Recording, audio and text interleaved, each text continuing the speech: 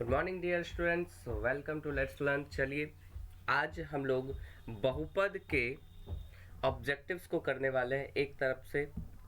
ठीक है, चलिए तो कुछ बहुपद के कुछ क्वेश्चंस हैं। पहला क्वेश्चन आपके सामने है, लिख रखा है कि यदि द्विघात बहुपद x P x Q x जो है x square minus x plus 4 के शून्यक अल्फा और बीटा हों तब अल्फा प्लस बीटा का वैल्यू क्या होगा। तो आपको पता होना चाहिए अल्फा प्लस बीटा यानी कि बहुपद के शून्यकों का योग होता है माइनस बी बटा ए। तो इसमें आपको शून्यक देखना, बी और ए को पहचानना पड़ेगा। तो इस वाले सवाल में बी का वैल्यू कितना है, ऊपर तो दिख नहीं रहा। ए का वैल्यू क्या है पहले देख लीजिए। तो ए होता है एक्स स्क्वायर का गुणांक, एक्स स्क्वायर का गुणांक 1 है। बी का वैल्यू क्या है, तो बी का वैल्यू है -1। देखिए -1 है ना, तो लिखा हमने -1। ठीक है, और सी का वैल्यू है 4, तो सी का वैल्यू 4 है। ठीक है, उम्मीद करते हैं आपको सही से दिख रहा होगा। ठीक है, चलिए तो ए बी सी का वैल्यू तो दे रखा हमने। अब देखिए माइनस बी कह रहा है ना, माइनस बी। तो माइनस की जगह पे माइनस रखा, बी की जगह पे -1 रखा, और ए कहता है ए। देखिए ए की जगह पे 1 रख दिया हमने, तो माइनस इंटू माइनस प्लस में 1/1, मतलब ये होता है 1। इसका उत्तर आएगा जो कि ऑप्शन नंबर सी में रखा हुआ है। ठीक है, चलिए दूसरे नंबर क्वेश्चन को देखते हैं। दूसरे नंबर क्वेश्चन में है कि द्विघात बहुपदों के शून्यकों की संख्या होती है। तो जितने भी द्विघात बहुपद हैं उसमें शून्यकों की संख्या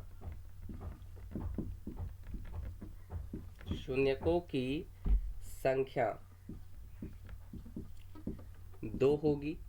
त्रिघात बहुपद होगी तो संख्या उसकी शून्यकों की 3 होगी। अगर रैखिक बहुपद होगा तो उसके बहुपद में शून्य की संख्या 1 होगी। तो यहाँ पर ऑप्शन नंबर ए में 2 लिखा हुआ है, यही इसका राइट आंसर है। ठीक है, चलिए 3 नंबर में आते हैं कि पी एक्स जो है दे रखा है एक्स स्क्वायर।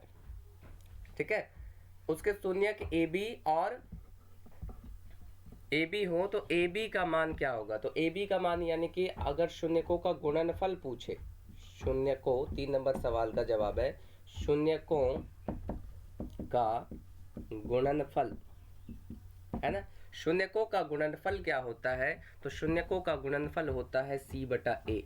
आपने पढ़ा होगा कि अल्फा इंटू बीटा बराबर होता है सी बाय ए। तो आपको तो पहले पहचानना पड़ेगा कि सी कौन है, बी कौन है, ए कौन है। तो इसमें देखिए, यहाँ देखिए एक्स स्क्वायर का गुणांक कौन है, तो a बराबर हो जाएगा एक्स स्क्वायर का गुणांक 1।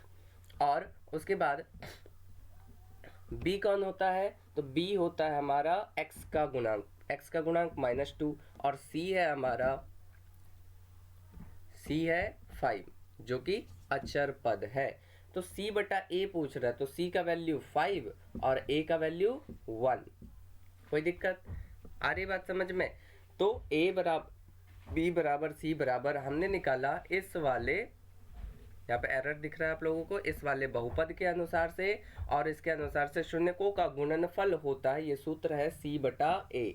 एनसीईआरटी बुक में साफ साफ लिखा हुआ है। ठीक है, शून्यकों का गुणनफल अल्फा इंटू बीटा बराबर होता है c बटा a। ठीक है, तो चलिए अब इसको पहले मिटा दें और अगले सवाल की ओर चलते हैं। अगला सवाल पढ़िएगा आप लोग। सवाल नंबर 4 है x square minus 4x plus 1 के मूलों का योग। अब बहुपद में मूल पूछ रहा हो अथवा शून्यक पूछ रहा हो, बात तो एक ही है। ठीक है,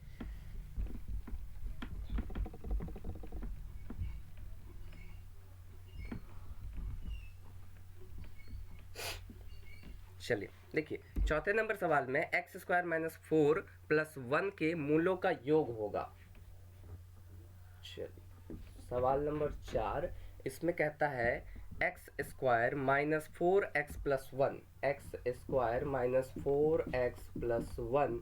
सवाल तो उतारना आवश्यक नहीं है, डायरेक्ट इसका a बराबर क्या निकल जाएगा, जो एक्स स्क्वायर है इसी का गुणांक, एक्स स्क्वायर का गुणांक 1 है, और bx होता है तो b बराबर कौन हो जाएगा -4 और c बराबर 1।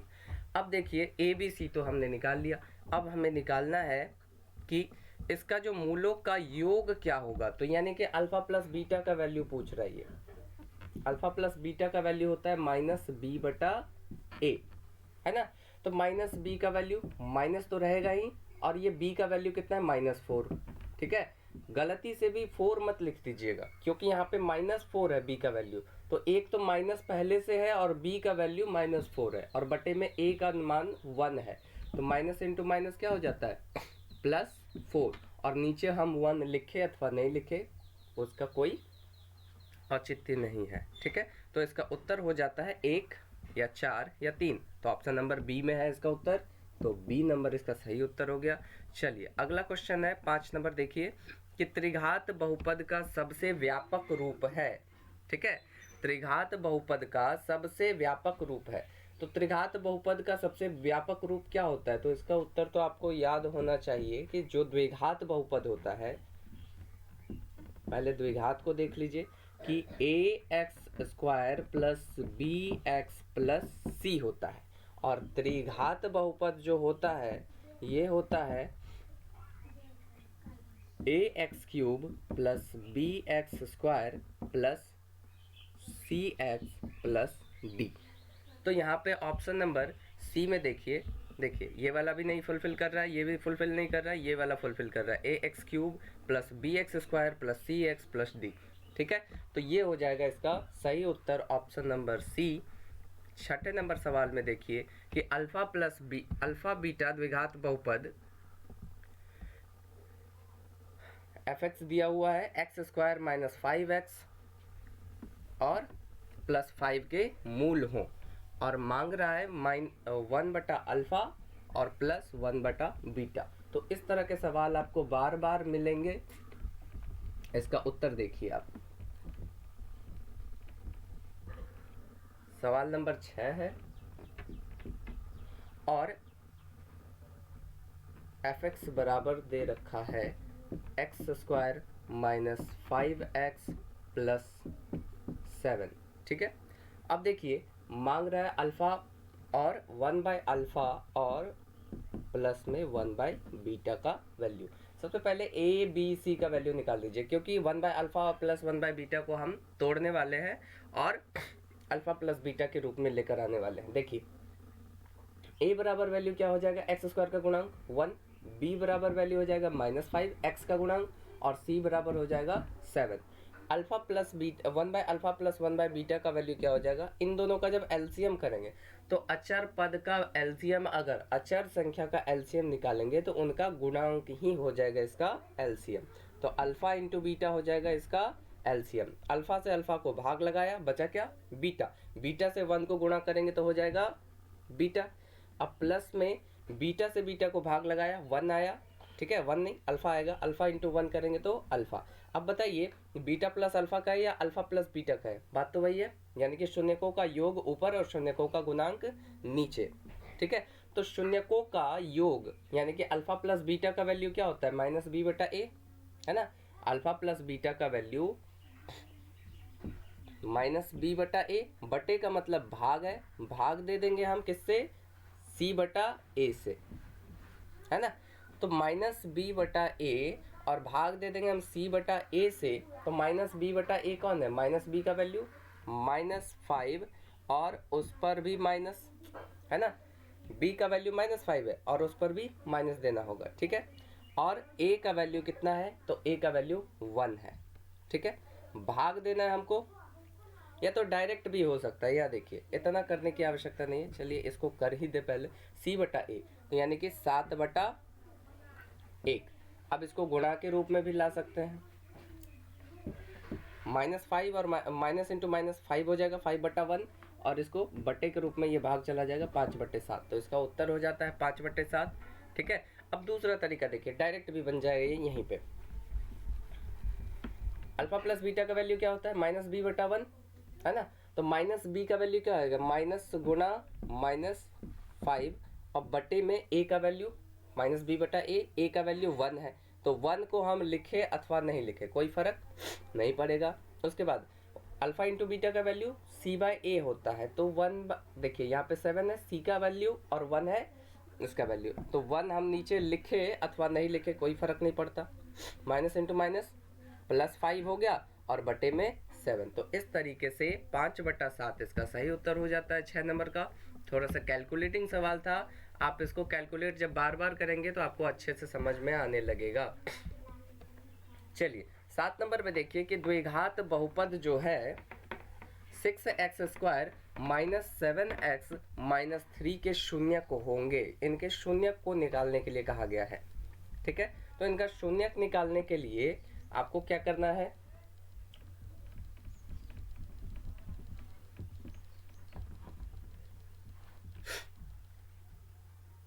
देखिए शून्य 6x² -7x -3 गुणनखंड कीजिए इसका, 6×7=18 हो गया इसका, यानी कि a और c का गुणा करेंगे और उसका गुणनखंड करेंगे, और 2 से 9 बार में 18 आ जाता है। आगे करने की आवश्यकता नहीं है क्योंकि 9 में से 2 घटा करके हमारे पास 7 आ सकता है। ठीक है, 7 चाहिए हमको माइनस में, देखिए 2 में से अगर 9 घटाते हैं तो हमको मिलता है -7, और 9 में से 2 घटाते हैं तो मिलता है हमको +7। हमको चाहिए माइनस वाला, है ना, माइनस वाला चाहिए, तो हम इसको सीधा सीधा गुणा कर लेंगे।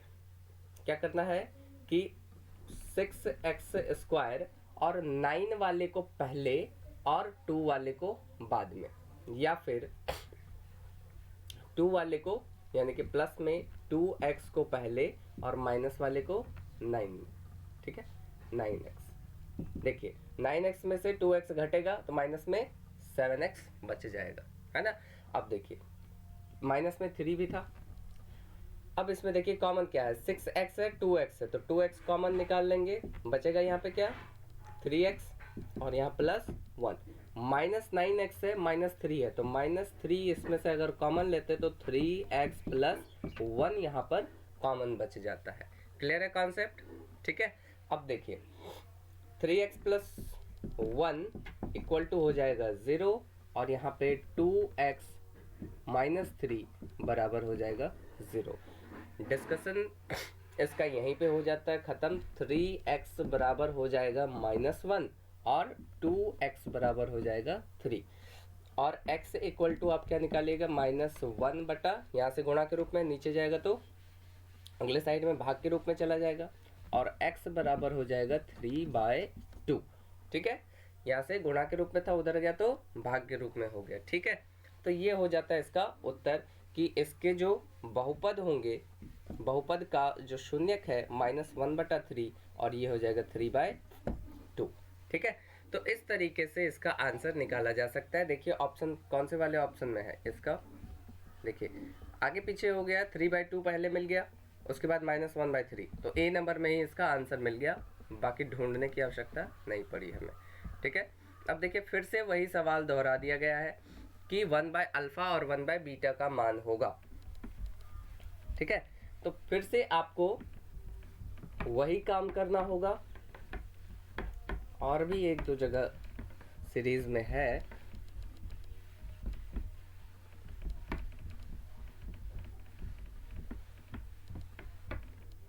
चलिए 8 नंबर में है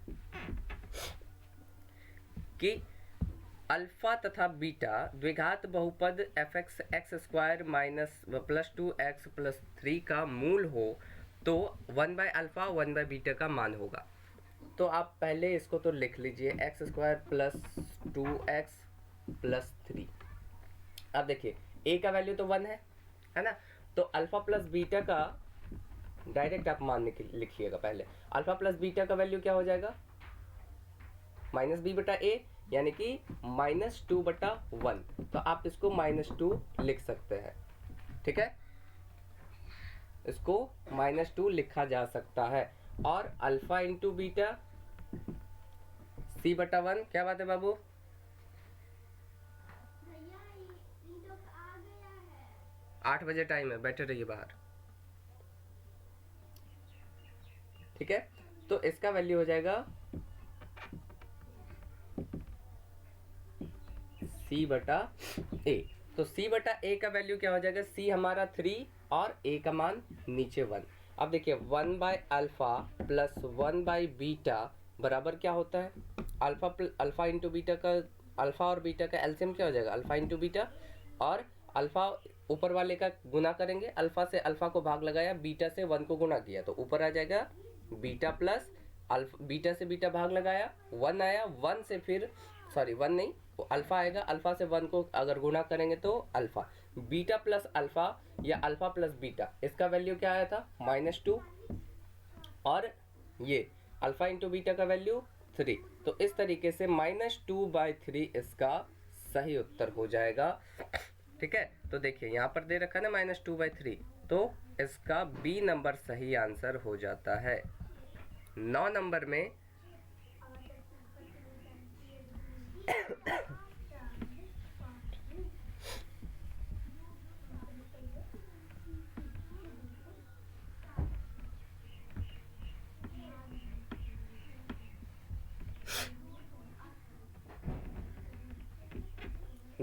देखिए लिखा है द्विघात बहुपद x² - 3 के शून्यक होंगे। तो इस प्रकार का कोई भी दिख जाए ना बाबू, सीधा सीधा आपको कुछ भी नहीं करना, सीधा इसका रूट में मान रख देंगे 3 और -√3। अभी डिस्कस करेंगे कैसे आता है, मगर जब भी अगर इस तरह का 3 अगर पूछे तो √3 और -√3, 5 अगर कहे तो √3 √5 -√5, जो रहेगा यहाँ पे x² - 7 रहेगा तो इसका √7 और माइनस में √7, इस तरीके से इसका उत्तर आएगा शून्य के रूप में। अब कैसे आता है वो डिस्कस करते हैं।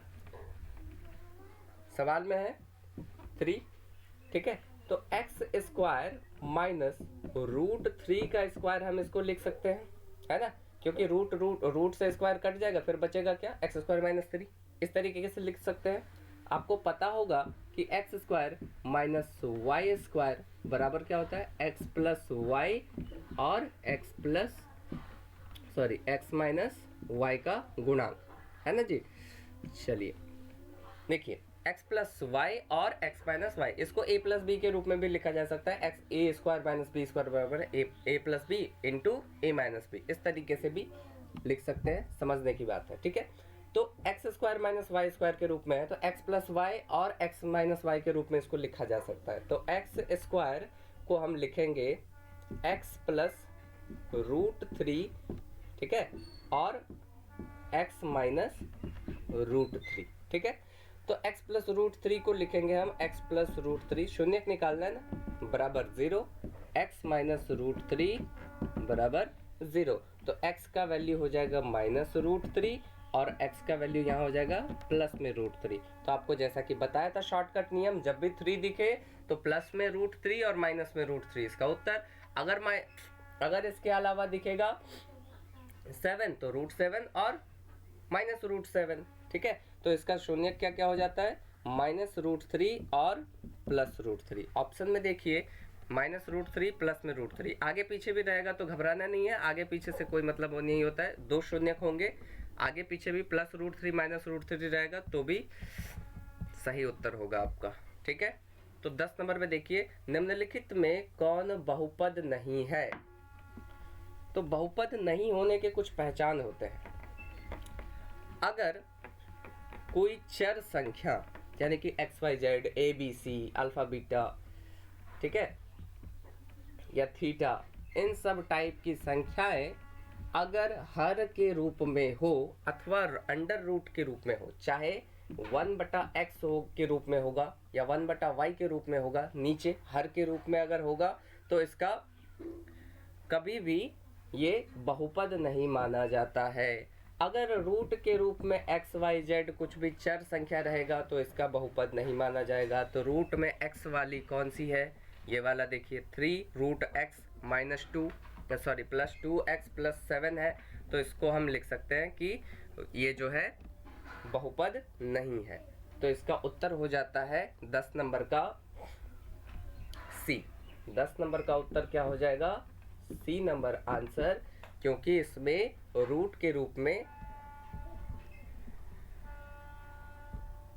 चर संख्या है। चलिए 11 नंबर देखिए, कौन रेखीय बहुपद का व्यंजक है? तो रेखीय बहुपद व्यंजक या रैखिक बहुपद क्या होता है कि जब बहुपद में घात की संख्या एक हो, जब बहुपद में घात की संख्या एक हो तो उसे रैखिक बहुपद कहा जाता है। तो 10 नंबर के बाद 11 नंबर का आंसर कौन सा हो जाता है? 2x - 5। ठीक है, इसमें देखिए घात की संख्या कितनी है? एक है, तो इसको रैखिक बहुपद कहा जाएगा। देखिए फिर से ये तो सवाल दोहरा दिया गया। ठीक है, अल्फा और बीटा, देखिए फिर से इसको मिटाना पड़ेगा। 12 नंबर,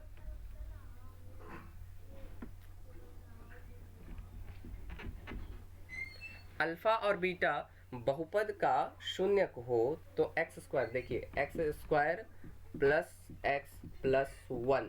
ठीक है, सब कुछ 1 1 1 है और आपसे पूछा जा रहा है 1 बाय अल्फा और 1 बाय बीटा का वैल्यू। 1 बाय अल्फा और प्लस 1 बाय बीटा। आपको क्या पता है कि अल्फा प्लस इस टाइप में क्या करते हैं? अल्फा इंटू बीटा नीचे करते हैं और बीटा प्लस अल्फा हो या अल्फा प्लस बीटा हो, इसको इस साइड में करते हैं।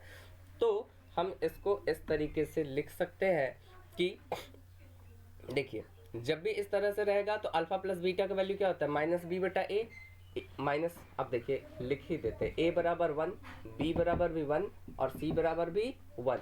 तो माइनस बी चाहिए इसको, बी बटा 1 है ना, तो माइनस 1 हो जाएगा।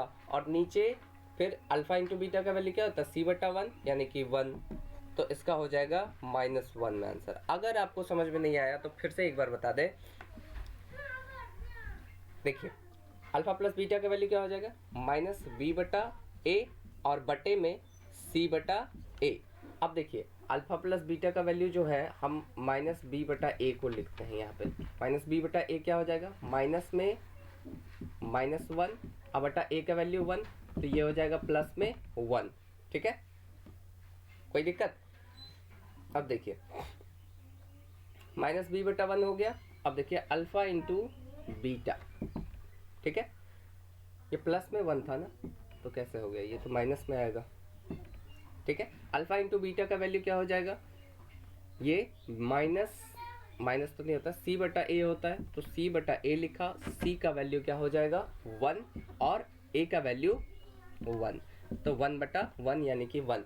अल्फा इसका वैल्यू कितना? -1 लिखा मैंने, -1 बटे में 1, तो ये इसका -1 उत्तर आता है इस तरीके से। ठीक है, अब देखिए उम्मीद करते हैं समझ गए। अगर नहीं समझे तो दोबारा से देखिए, खुद से बनाइए, समझ में आएगा। ठीक है, अब देखिए 13 नंबर सवाल को पढ़िए आराम से। एक द्विघात बहुपद के मूलों का योगफल और गुणनफल क्रमशः 2 और 15 है, द्विघात बहुपद है। इसमें पहचानना है द्विघात बहुपद क्या है। तो जब भी इस तरह का सवाल आए ना, आप तुरंत बना लीजिएगा इसको। एक सूत्र है इसका, एक सूत्र है जिसके जरिए से ये पूरा सवाल आसानी से बन जाता है। देखिए 13 नंबर में है कि एक द्विघात बहुपद के मूलों का योगफल और गुणनफल क्रमशः दिया गया है -2 और -15 है। ठीक है, तो द्विघात बहुपद के मूलों का योगफल यानी कि अल्फा प्लस बीटा का वैल्यू और मूलों का गुणनफल यानी अल्फा इंटू बीटा का वैल्यू। अल्फा प्लस बीटा का वैल्यू क्या है?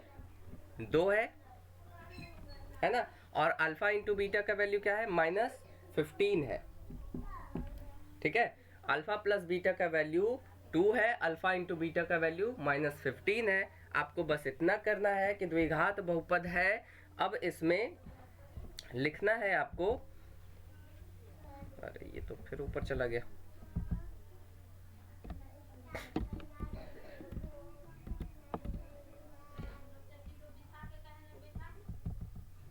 चलिए वापस आते सवाल में। 13 नंबर में थे ना। ठीक है, तो द्विघात बहुपद बराबर होता है, ये सूत्र है, द्विघात बहुपद बराबर x² प्लस नहीं माइनस होता है, माइनस में अल्फा प्लस बीटा इंटू और प्लस में अल्फा इंटू बीटा। जब भी द्विघात बहुपद के शून्यकों का योग या मूलों का योग और गुणनफल दिया हो तो मूलों का योग कितना है, देखिए यहाँ पे क्रमशः दिया है ना, क्रमशः मतलब होता है लगातार। मूलों का योगफल तथा गुणनफल, तो पहला होगा योगफल, दूसरा होगा गुणनफल। देखिए योगफल तथा गुणनफल, तो पहला होगा योगफल, दूसरा होगा गुणनफल, ठीक है।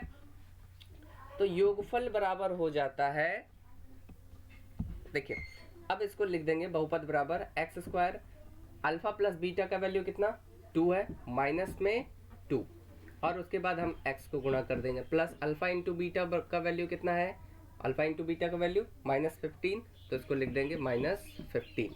अब देखिए इसका वैल्यू हम सीधा सीधा लिख देंगे एक्स स्क्वायर माइनस 2x, और माइनस में प्लस इंटू माइनस होगा तो माइनस में 15, बस इसका उत्तर हो जाता है। ऑप्शन में देखिए माइनस में दोनों चीज़ माइनस में होना चाहिए, माइनस में 2x, ये 2 है, ठीक है, माइनस में 2x और माइनस में 15 यहाँ पे है ना, ये देखिए क्लियर है कॉन्सेप्ट। चलिए इस तरीके से अब चलते हैं, 26 मिनट हो चुका है। 14 नंबर में निम्नलिखित में से कौन सा बहुपद नहीं है। अभी थोड़ी देर पहले आप लोगों के साथ हमने डिस्कस किया था कि अगर रूट में हो x का मान, y का मान, चर संख्या का मान, तो ये बहुपद नहीं होता है। और देखिए यहाँ पर जो है ये रूट में दिख रहा है ये वाला, लेकिन आप गलत हो जाएंगे अगर इसको टिक करेंगे तो ये गलत हो जाएगा, क्योंकि रूट में 5 है, एक्स स्क्वायर नहीं, रूट में 2 है, x नहीं। यहाँ पे देखिए x plus 1/x, x plus 1/x, इस तरह अगर रहेगा तो आपको ये समझ लेना है बटे में अगर हर के रूप में अगर कोई चर संख्या रहेगा तो उसको बहुपद नहीं माना जाएगा, ठीक है। अगर हर के रूप में चर रहेगा तो उसको बहुपद नहीं माना जाएगा, ठीक है। चलिए आते हैं 15 नंबर सवाल में।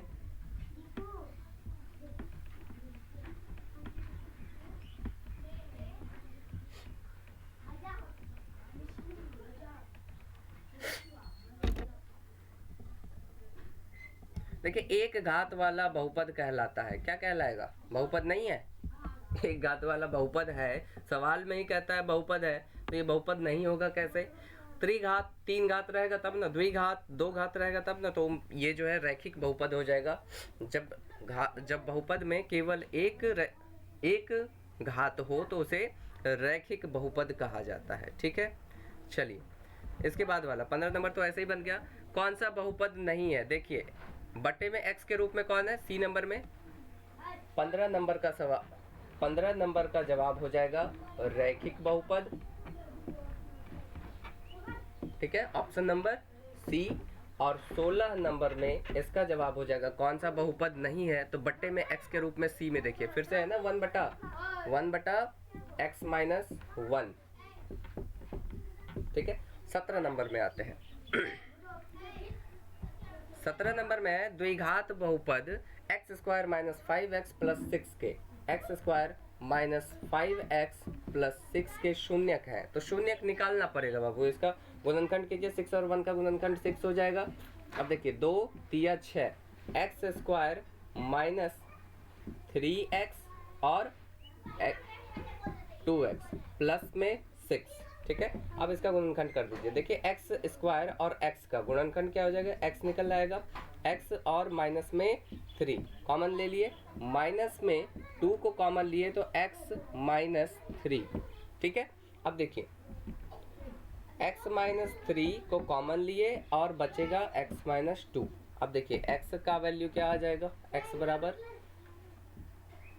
क्या हो जाएगा यहाँ पे -3 का, x माइनस 3 बराबर 0 और x माइनस 2 बराबर 0, तो x का वैल्यू 3 और x का वैल्यू 2।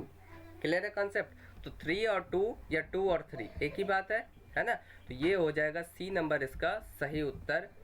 देखिए कोई दिक्कत नहीं है ना, इसमें से क्या कॉमन लिए या कॉमन लेने में कोई दिक्कत नहीं था, x कॉमन लिया तो बच गया x और 3 कॉमन भीतर में, माइनस निकाल लिए तो यहाँ से प्लस में से माइनस में से प्लस माइनस निकल गया तो बचेगा क्या प्लस बचेगा ना यहाँ पे, और इसमें से एक निकाल लिए तो माइनस, ठीक है।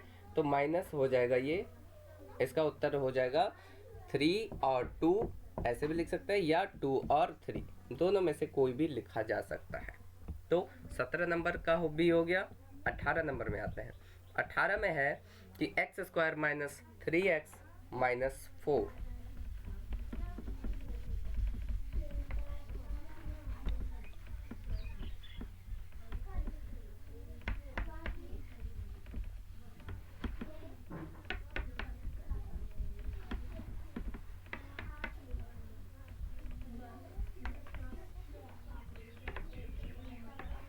चलिए सवाल नंबर 20 तक कर लेंगे आज, और 30 सवाल बच जाएंगे।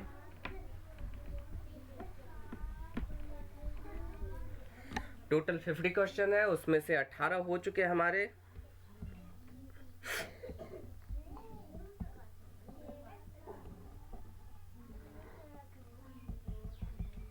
अच्छा 18 तो नहीं, 17 ही हुए हैं। 18 नंबर तो अभी कराया भी नहीं है। इसके शून्यक, इसका एक शून्यक होगा, तो इसका एक शून्यक होगा, कौन शून्यक होगा भाई? एक्स स्क्वायर माइनस 3x और माइनस में 4। अगर इस तरह से सवाल आए, c का वैल्यू देखिए क्या है, c का वैल्यू -4 है ना, a बराबर 1, b बराबर -3 और c बराबर -4। आपको पता है अल्फा इंटू बीटा का वैल्यू क्या होता है? अल्फा इंटू बीटा का वैल्यू क्या होता है? -b बटा a या c बटा a, c बटा a। तो आपको पता है c बटा a है, a का वैल्यू कितना है? 1 है ना। तो इसका -4 इसका सही उत्तर हो जाएगा डायरेक्ट, ठीक है। -4 नहीं होगा, प्लस में 4 होगा। निकाल के देख लीजिए इसको, अगर ऑप्शन इस तरीके से नहीं आए ना, सीधा सीधा निकाल लेंगे इसको। एक्स स्क्वायर है, माइनस में 4 का जब गुणनखंड करेंगे तो ऐसे आएगा 4 2 दूनी 4 2 एकम 2, तो 4 में से 1 घटाया 3 आ सकता है ना। तो -3 लाना है हमको, तो प्लस में 4 नहीं, माइनस में 4x रखेंगे और इधर वाले में रखेंगे प्लस में x, ठीक है। तो -4x में से प्लस x अगर जोड़ेंगे तो हमारे पास बचेगा माइनस में 3x, -4 यहाँ पे आ जाएगा, ठीक है। अब देखिए x कॉमन ले लेंगे इसमें से, तो x कॉमन लिया तो x -4। अब देखिए x है यहाँ पे कुछ नहीं, तो 1 कॉमन लिया जा सकता है, तो यहाँ हो जाएगा x -4 कॉमन, ठीक है। तो x -4 इधर हो जाएगा, x + 1 इधर हो जाएगा, ठीक है। अब देखिए x -4 बराबर 0, x + 1 बराबर 0, तो x का वैल्यू -4 और x का वैल्यू 1, तो -4 इसका सही उत्तर हो जाएगा। यहाँ देखिए, सॉरी यहाँ माइनस से इधर आएगा तो प्लस में ना, तो प्लस में 4 इसका बी नंबर ऑप्शन में सही उत्तर हो जाएगा, ठीक है।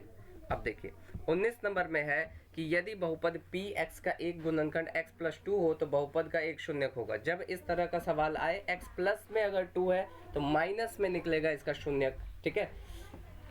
अब देखिए गुणनखंड जब कर लेते हैं तो इसी रूप में आता है ना, x + 1 2x + 5। तो अगर x + 2 है तो इसका शून्य क्या हो जाएगा? x बराबर -2, तो इसका उत्तर क्या हो जाएगा 19 नंबर का -2, जो कि a नंबर में विराजमान है, ठीक है। a नंबर में विराजमान है, ऑप्शन नंबर a में -2, तो इसका उत्तर हो जाएगा -2। 20वां और आज का आखिरी सवाल ये है कि यदि बहुपद px का एक शून्यक 4 हो तो px निम्नलिखित में से अवश्य विभाज्य होगा। अगर ऐसे पूछे ना तो सीधा सीधा पटक के इसका आंसर देना कि अगर प्लस में शून्यक हो, शून्यक अगर ठीक है, px का शून्यक अगर 4 है तो निश्चित ही x - 4 इसका एक गुणनखंड होगा। क्यों? क्योंकि x - 4 बराबर 0 होगा, तभी तो x बराबर 4 होगा, है ना। इधर से माइनस में रहेगा तभी ना उधर जाके प्लस में होगा, प्लस में आंसर है। अगर इसी का उल्टा दिया रहता है कि शून्यक अगर -4 हो, शून्यक अगर -4 हो तो x + 4 इसका एक गुणनखंड होता, तभी ना x + 4 है तो x बराबर इधर +4 उधर जाएगा तो माइनस में 4 हो जाता। तो इस तरीके से इसका सही उत्तर हो जाता है 4, देखिए सॉरी 4 नहीं, ये वाला गुणनखंड आपसे पूछ रहा था ना, तो x माइनस 4 इसका सही उत्तर हो जाएगा, जो कि डी नंबर पर व्यवस्थित होकर के बैठा है पालथी मार करके। 21 नंबर सवाल आपका होमवर्क है, ठीक है। अब देखिए 21 में है इस टाइप का सवाल, इसको बना करके रखिएगा। 2 सवाल इसी तरह का इस सीरीज में ही करा चुके हैं, तो आपको इसको बना करके रखना है, ठीक है। तो अगले सेशन में फिर मिलेंगे। Thank you, have a nice day, जय हिंद।